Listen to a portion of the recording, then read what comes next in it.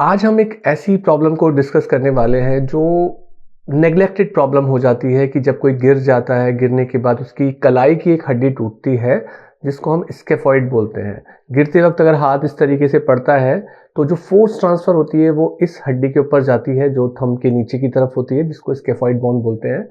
Problem ये होती है कि पेन होता है, पर क्योंकि ये वेट बियरिंग बोन नहीं है, जैसे पैर की हड्डी कोई टूटेगी तो दर्द होगा, चलने में हर वक्त परेशानी होगी, आप डॉक्टर के पास जाएंगे। इस वाली हड्डी को बहुत हद तक लोग नेग्लेक्ट कर देते हैं और शुरुआती एक्सरे में भी कई बार ये फ्रैक्चर नहीं दिखता। ये इसकी खास बात है कि पहले 1 या 2 एक्सरे में ये फ्रैक्चर हो सकता है ना दिखे, केवल डॉक्टर जज कर सकते हैं कि हाँ यहाँ दर्द हो रहा है तो शक होगा कि ये फ्रैक्चर हो सकता है, और उनको ये पता भी होता है कि ये 1 या 2 हफ्ते बाद के एक्सरे में भी पॉजिटिव आता है केस। तो इस वजह से ये फ्रैक्चर काफ़ी हद तक नेग्लेक्ट हो जाता है। तो नेग्लेक्ट होने के बाद प्रॉब्लम क्या आती है कि जब ये लंबे समय तक बिना प्लास्टर के, खास तौर से अगर 1 महीने बाद आप प्लास्टर लगवाने के लिए जाएंगे तो ये हड्डी जुड़ती नहीं है। दूसरी मेन बात ये होती है कि इसकी जो ब्लड सप्लाई है, हर ऑर्गन की जो ब्लड सप्लाई होती है वो उसको ठीक करने में, उसकी हड्डी को जोड़ने में वो हेल्प करती है। तो इस पार्ट की जो ब्लड सप्लाई होती है वो बहुत ही एबनॉर्मल टाइप की ब्लड सप्लाई है जो कम होती है, और अगर फ्रैक्चर होता है तो उसके जुड़ने में दिक्कत डालती है। ये एक क्लासिकल चीज़ है कि अगर इस हड्डी जिसे हम स्केफॉइड बोलते हैं, अगर इसके अंदर फ्रैक्चर है, ये नेग्लेक्ट हो रही है, इसके फ्रैक्चर होने के बाद इसके फ्रेगमेंट में आमने सामने के बजाय 1 मिलीमीटर का भी डिस्प्लेसमेंट है, या प्लास्टर पूरे टाइम नहीं लगा, जितना लगना चाहिए था उतने दिन प्लास्टर नहीं लगा, उसके अलावा जो लगाया उसमें भी हिलता रहा, अगर मतलब कुछ ऐसी चीज़ पहनी जिसमें फ्रैक्चर हिलता रहा, या फ्रैक्चर के अंदर जो लगा रखा है, मतलब प्लास्टर की कंडीशन में जो कास्ट लगा रखा है उसमें बॉन की पोजीशन ठीक नहीं है, तो ये सारी की सारी जो चीज़ें हैं इस हड्डी को जोड़ने में दिक्कत करती हैं। इसको हम बोलते हैं स्केफॉइड की नॉन यूनियन। ये एक बहुत प्रॉब्लम है जिसमें लोग ढूंढते रहते हैं कि क्या करें ऐसी सिचुएशन में।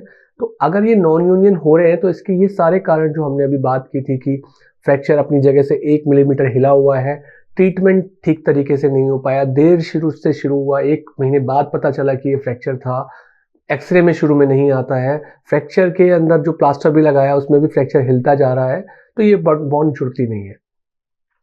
अगर ये बॉन्ड जुड़ेगी नहीं तो ये प्रॉब्लम क्या करेगी कि जो रिस्ट जॉइंट है वहाँ पे जिस दूसरी बॉन्ड के साथ ये कांटेक्ट में है उसको ये घिस घिस के आर्थराइटिस क्रिएट कर देगी, जिससे पेन होगा।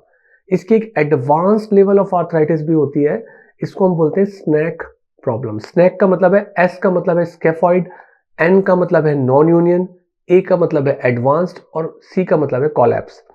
तो ये जो स्नैक वाली प्रॉब्लम होती है ये 3 स्टेजेस में होती है, तो वो एक कॉम्प्लेक्स बात हो जाएगी समझने के हिसाब से, बट 3 स्टेजेस होती हैं जहाँ पर अलग अलग बॉन्ड्स जो इससे जुड़ी हुई होती हैं, क्योंकि कार्पल जो बॉन्ड होती है वो 8 होती है, 8 बॉन्ड होती हैं जो रिस्ट के अंदर होती हैं जिनसे जुड़ी हुई होती है। उसके अलावा जो जो फोर आर्म की बॉन्ड होती है रेडियस, वो भी स्केफॉइड से कॉन्टैक्ट बनाती है। तो पहले लेवल पे आर्थराइटिस रेडियस बॉन्ड जो फोर आर्म की बॉन्ड है और इसके बीच में, स्केफॉइड के बीच में एक आर्थराइटिस डेवलप होती है, सबसे पहले लेवल की आर्थराइटिस होती है। दूसरे स्केफॉइड के जस्ट बराबर में एक बॉन्ड होती है जिसे हम कैपिटेट बोलते हैं। तो ये जो बॉन्ड होती है कैपिटेट, ये उसके डिस्टल वाली रो में होती है और उससे कनेक्टेड ही होती है। तो यहाँ पे आर्थराइटिस अगर डेवलप होनी शुरू होती है तो वो उसकी स्नैक की ग्रेड 2 में आ जाती है। ऐसे ही करके आसपास के जोड़ों का इन्वॉल्वमेंट होता है और डिफॉर्मिटी बढ़ती चली जाती है। तो जब ये स्केफॉइड बॉन्ड जुड़ी नहीं है, तो नहीं जुड़ने के बाद भी अगर आप काम कर रहे हैं तो बॉन्ड जो नॉर्मली ऐसे होती है उसके अंदर एक डिफॉर्मिटी बन जाती है जिसको हम बोलते हैं हम्प बैक डिफॉर्मिटी। जैसे हम्प निकल आता है उस तरीके की एक डिफॉर्मिटी हो जाती है। उसके अलावा एक और डिफॉर्मिटी होती है जिसे डिसी डिफॉर्मिटी बोलते हैं। तो हम जब इस चीज़ को चेक करके देखते हैं, उस जगह दर्द हो रहा है, रिस्ट पे कोई भी रिस्टी मूवमेंट करने पे पेन हो रहा है, नॉर्मल रेस्ट पे भी पेन होने लगता है, तो हमें समझ में आता है कि यहाँ कुछ गड़बड़ है। एक्सरे में कई बार उतना नहीं आता तो एमआरआई करा के देखा जाता है या सीटी स्कैन भी करा के देखा जाता है, ज़्यादा अच्छा एमआरआई होता है। तो उससे ये पता लग जाता है कि बॉन्ड जुड़ी है नहीं जुड़ी है। उसके अलावा उसके अंदर जो खून का दौरा है, जो ब्लड सप्लाई की हमने बात की थी कि इस फ्रैक्चर में ब्लड सप्लाई डिस्टर्ब हो जाती है, तो वो ब्लड सप्लाई मेंटेन है या नहीं है, तो वो चीज़ें देखी जाती हैं। उसके बाद जाके ट्रीटमेंट का डिसीजन होता है कि हम अगर ये बॉन्ड जुड़ी नहीं है तो हम क्या करेंगे।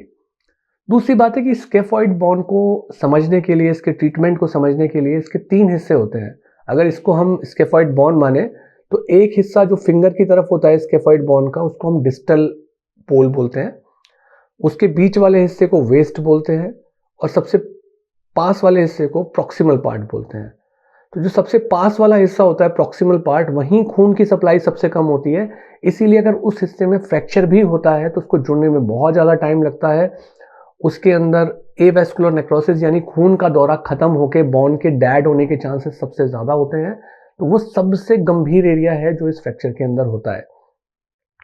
फिर दूसरे नंबर पे वेस्ट वाला हिस्सा आता है और सबसे कम जो होता है वो सबसे डिस्टल वाले हिस्से में, जो फिंगर की तरफ बॉन्ड होती है। मतलब बॉन्ड हमारी यहाँ है तो फिंगर की तरफ जो इधर वाली तरफ बॉन्ड का हिस्सा होगा उसे डिस्टल बोलेंगे, बीच वाले हिस्से को वेस्ट बोलेंगे और सबसे पहले वाले को प्रॉक्सिमल बोलेंगे।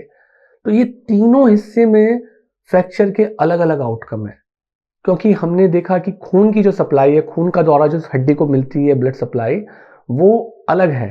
तो जितना प्रॉक्सिमल हिस्से में फ्रैक्चर होगा उतना ही ज़्यादा उसके हड्डी के ठीक होने के चांसेस कम हो जाते हैं।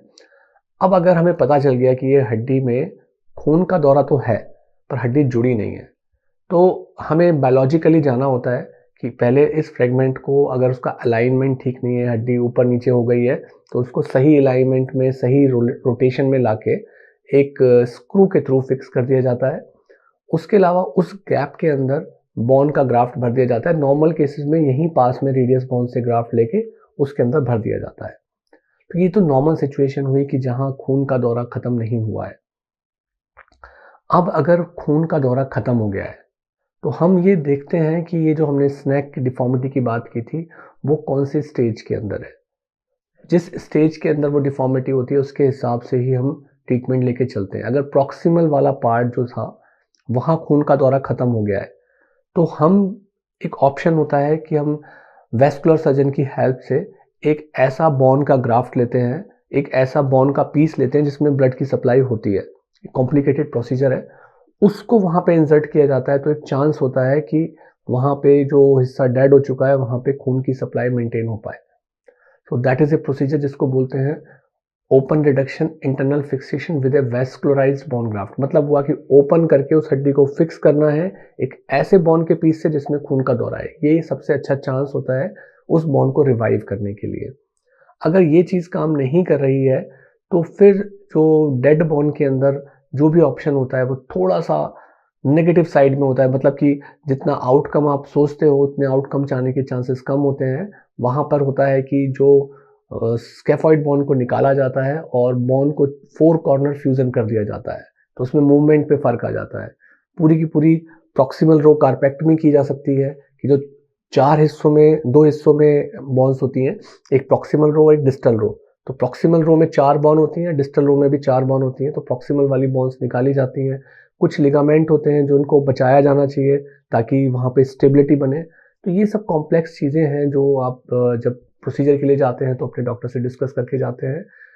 कुल मिला के बात ये होती है कि अगर खाली बॉन्ड जुड़ी नहीं है, खून का दौरा बना हुआ है, तब तो ट्रीटमेंट से एक अच्छा आउटकम आने के चांसेस होते हैं और रिस्ट के नॉर्मल तरीके से काम करने के चांसेस काफ़ी फेयर होते हैं।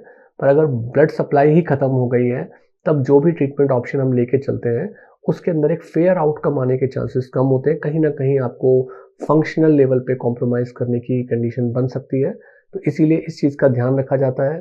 इसमें सबसे बड़ी प्रॉब्लम यह है कि इस फ्रैक्चर की नेचर ही इतनी डाइसी है, ऐसी एबनॉर्मल सिचुएशन है कि आपको ये कन्फ्यूज़न हो जाते हैं। इसीलिए इस वीडियो से आपको ये जानकारी अगर होगी कि ये फ्रैक्चर किस प्रकार का होता है, किस-किस हिस्से में फ्रैक्चर होने पे क्या-क्या कंडीशन होती है, और भी हमारा एक और वीडियो है जो इसके बारे में और थोड़ी जानकारी देता है। तो आप इसके बारे में एक बेटर डिसीज़न ले सकते हैं और सही तरीके से अपने ट्रीटमेंट को फॉलो कर सकते हैं। Thank you.